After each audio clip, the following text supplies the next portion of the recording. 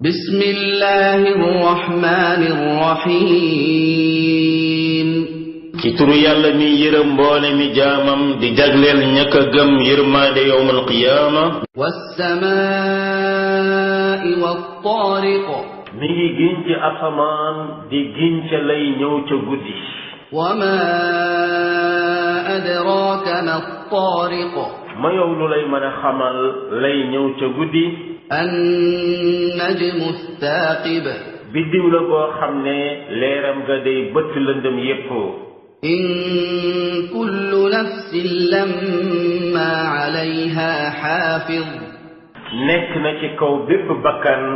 koo xam ne nii da koy wattu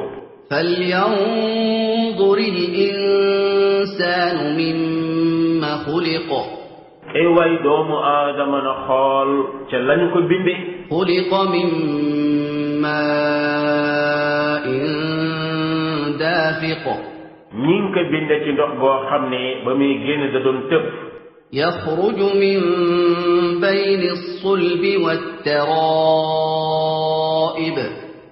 muy génne ca diggante ndiggu góor ga di génn yi ca diggante dënnu jigéen ña إنه على رجعه لقادر sunu borom yàlla day ngir delloowaat ko defaat ko nit yawmal qiyaama ku ci am kattan la يوم تبلى السرائر bis ba nga xamee ni nii des na feeñal nattu lépp lu ñu nëbboon ñu génne ko فما له من قوة ولا ناصر bu keroogee day du ko ñeel kattan du ko ñeel keneen ku koy dimbali والسماء ذات الرجع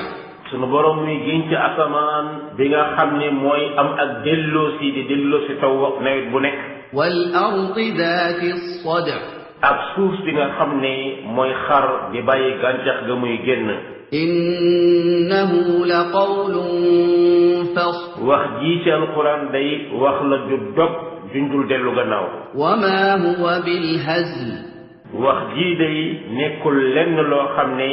ay caaxaan moo ca nekk wala ay kaf إنهم يكيدون كيدا amma yéeféer yi ñi ngi fexe ay fexe وأكيد كيدا man yàlla it maa ngi fexe ay fexe فمهل الكافرين أمهلهم رويدا muñalal yéeféer yi muñal leen la nga xam ne mooy diir bu ndaw